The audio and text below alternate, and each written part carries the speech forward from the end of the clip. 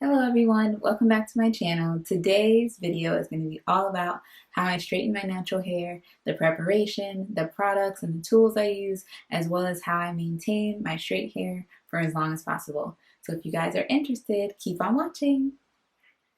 Okay, so just to start out with, I do not straighten my hair very often. I maybe straighten my hair maybe like once or twice a year. So I'm always trying new products, I'm always trying new techniques to try and improve on my straightening process. So first and foremost, if you're getting ready to straighten your hair, the cold weather is approaching and you're thinking, maybe, maybe I want to try straightening my hair. You want to do a lot of preparation. So what I do is like maybe a week or two in advance, I start doing more deep conditioners. I typically try and do them at least once to twice a month. But if I know I'm getting ready to, I was about to say relax, Lord. If I know I'm getting ready to straighten it, I will make sure to do a longer time when I am deep conditioning. So the deep conditioner that I use is the Dr. Miracle's Cleanse and Condition Deep Conditioner. I talked about this in another one of my videos. I absolutely love this deep conditioner. So whatever deep conditioner you use, just make sure to take advantage of that as much as possible before you get ready to straighten your hair. So with the shampoo process, once I've deep conditioned my hair, I'm going to use my regular shampoo, which is the Avalon Organics Clarifying Lemon Shampoo. So I'll use this, concentrate it on my scalp, make sure that my scalp and my hair are getting as clean as possible, and then I'll move on to my conditioner. I'll use my regular TRESemme Luxurious Moisture Conditioner, and then I may mix a little bit of the deep conditioner just for my ends so that it makes sure that my ends are moisturized but not weighed down. After I finish that process, I'm going to go ahead and wrap my hair in a t-shirt and then let it dry a little bit. I don't want it to dry completely though, because I found that when I blow dry my hair, I get a lot better results if my hair is still wet versus a little bit air dried. So once I put the t-shirt over my head, I'll kind of walk around for just a little bit and then I'll take it off and get started on the straightening process. Now, when I blow dry my hair, I blow dry using the tension method. What that is that while you're blow drying, you're basically pulling your hair taut and then going through and blow drying your hair. You don't want to pull it to the point that you're yanking your hair out, but you want to give it a really good stretch because you want to make sure that your hair is getting as straight as possible. And that's pretty much the same thing that you're doing with the brush, but with the brush, it's a lot of manipulation and then you're going to get a lot more breakage if you're just continuously rolling that brush through your hair. So I do the tension method. I start at the root, blow dry a little bit at the root, and then move my way down the hair.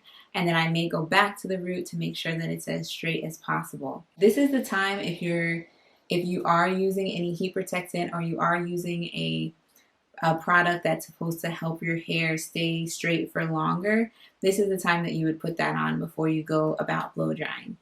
Once that's done, I'm usually taking a break because it takes me about an hour to wash my hair. With the tension method, it cuts down a lot on the blow dry, but it's still about an hour. So I'll take a break, I put my hair in a bun, go ahead and do something else around the house or go out and run some errands, and then come back and get ready for my flat iron process. So once I finish doing the tension method and blow drying my hair, I'm then going to proceed to flat ironing. And I won't necessarily show you guys my blow dryer because it's just a basic blow dryer. There's nothing special about it. But for my flat iron, I use the Andis ceramic flat iron. Now this flat iron, it goes for about, I want to say 16 to 20 bucks at Walmart. It's not the most expensive, it's not the most high end, but it gets the job done. I used to use the Chi flat iron and I used it a lot when my hair was still relaxed and I loved it, but then after a while it just stopped working. And at that point I was natural and I didn't really feel like paying $200 on a flat iron that I'm only going to use twice a year.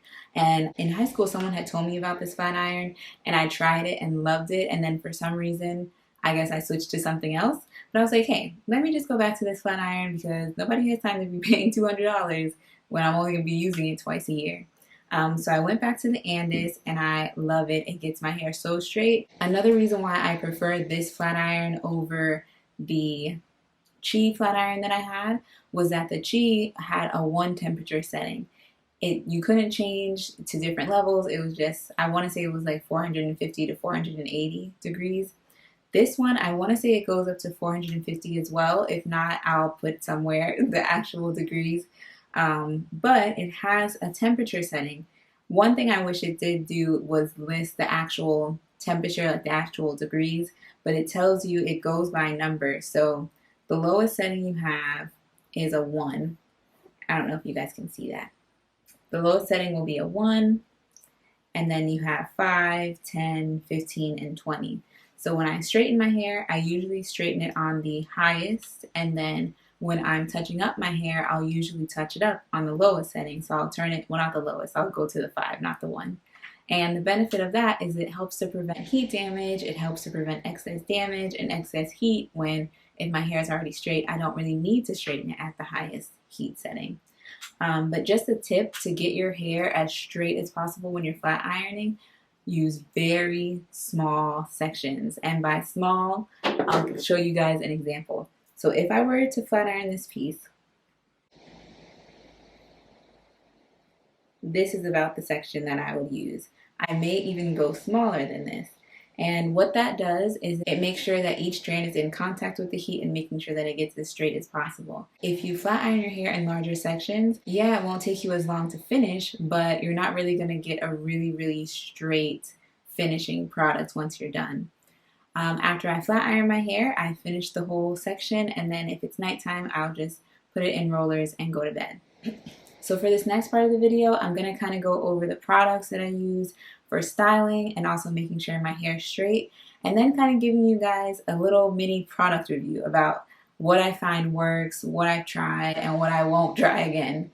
So I'll start with the product that is pretty much my most faithful. I have used it since I've started straightening my hair as a natural until now, and that is the Fantasia Heat Straightening Spray. This is what it looks like. The packaging may or may not have changed because I bought this a long time ago, but I love this. And on the front, it basically shows you that it can protect against when you're using your blow dryer as well as when you're using the flat iron. It's for smooth, straight, shiny, silky hair, and it pretty much does exactly that. If you're someone who you're not used to straightening your hair is not used to being straightened either. And so one thing I like about this is that when you straighten it, it helps the hair strands kind of stick together, but without being sticky. So it gives you a nice shine. It also protects against the heat, but it also helps to kind of flatten everything out nice and neat as well. The last time I straightened my hair, I decided to experiment with a few products. I tried 2 separate products. I tried the Living Proof Straight, and I tried the John Frieda 3-Day Straight.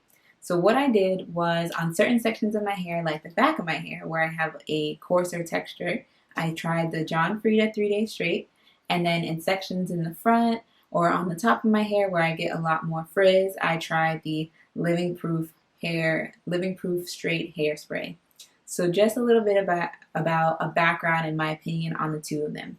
The John Frieda 3-Day Straight, when I first used it, it left a very sticky consistency on my hair, and I hated it. Like I want to say the section that I put it in, I think I rinsed it out and re-blow dried it because I hated how it felt. And like I said, when I blow dry my hair or when I straighten my hair, I like the result to be very lightweight and not sticky. I want the hair to lie flat but not stick together because it's just not cute. So I hated it. And I tried it again on a different section, and this time I actually brushed it through right after I sprayed it in, and it made a big difference. So definitely, if you're going to try this, brush it throughout the hair once you spray it on. This is something that you have to use right before you blow dry. So you have to have this on hand already, and it's not something that you can use to touch up your hair later. If you only use it in that one step, and that's it. One thing I did notice, it did help to straighten my hair. My hair stayed, when I straightened it, it did help a little bit to straighten it out more. The only downside is I noticed that one side, even though this says only 3 days straight, I noticed that in the back sections of my hair where I used it, that my curl pattern was so much more stretched once I washed my hair. And I thought, all right, well, let me give it some time and see how my hair does over time. my hair texture was pretty much stretched out for like 6 months. And for some people, if you want a more stretch curl in your natural hair, that might be a benefit. But to me, I liked my texture. I liked my curls. And so I was kind of disappointed that it lasted that long. Like, I want something that's going to last while it's straight, but not create long-term side effects, basically. And then with the Living Proof is kind of like a mild hairspray. If I don't even think I have any left. No. But it's pretty much like a light hairspray.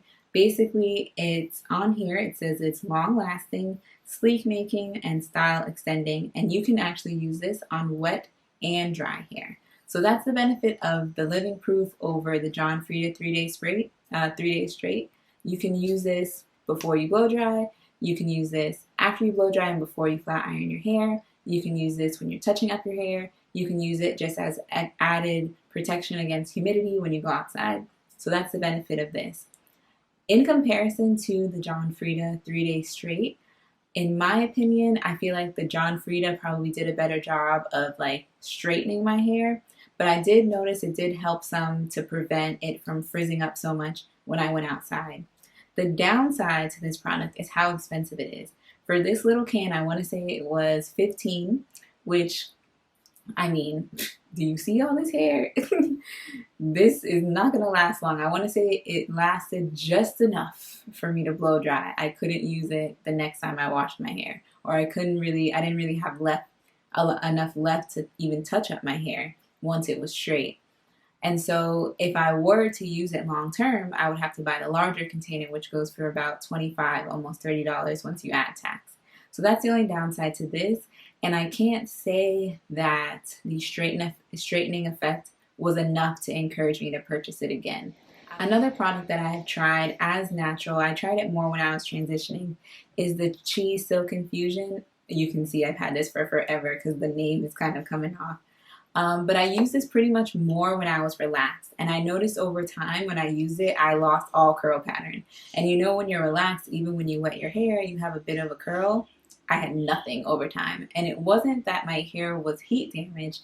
In my opinion, I think when you use products that have that silicone texture, I feel like over time it coats the hair and it prevents it from curling up. So while I was relaxed, it really didn't bother me because I wanted to wear my hair straight anyway. But when I started using it when I was natural, I was like, wait a second, I really don't want to change my curl pattern, so let me just take a break. And I noticed over time, as you continue to wash your hair, the silicone kind of washes out and then you don't have that same effect of it staying straight. So the next product I tried, and this was when I straighten my hair currently, is the TRESemme Keratin Smooth. And I actually wanted to try, there's another one that they have that's in a black bottle, and I wanted to try that one, but the store I went to didn't have it, so I just decided to try this one. It does say that it controls frizz for up to 48 hours.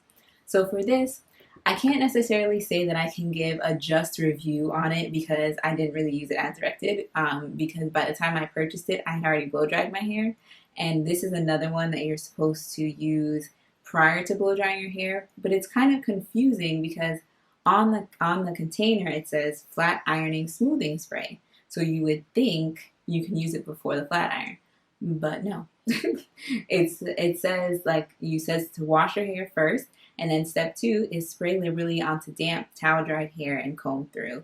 Blah blah blah. Whatever.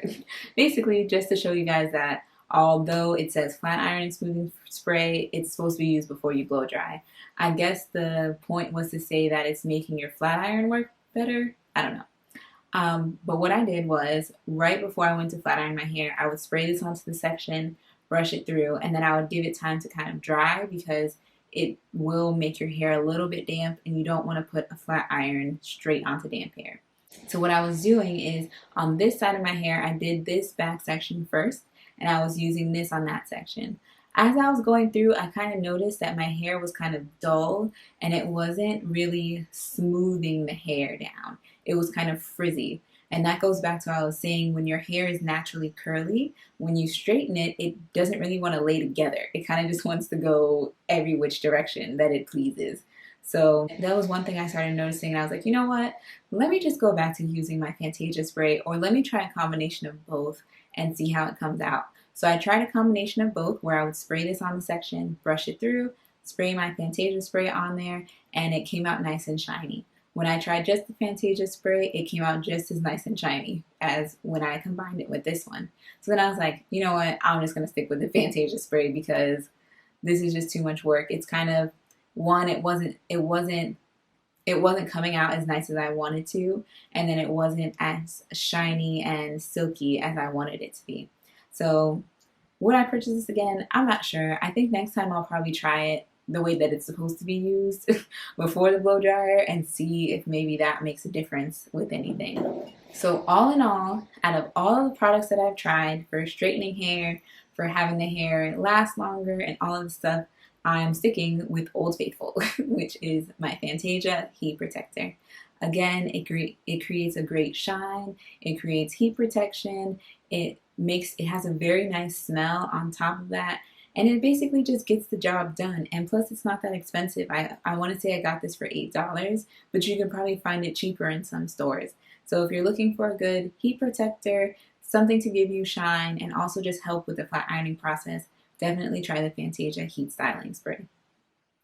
So those are pretty much my tips on how I straighten my hair, the products that I use, technique, all of that. I apologize in advance that I didn't record myself straightening my hair, but I honestly didn't plan on making a video about it. It's just that I got so many questions once I straightened my hair. I was like, let me just go and make a video about it because it may be a few months before I straighten it again.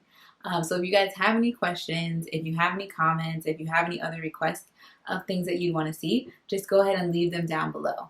But thank you guys for watching, and I hope everybody has a wonderful, awesome day.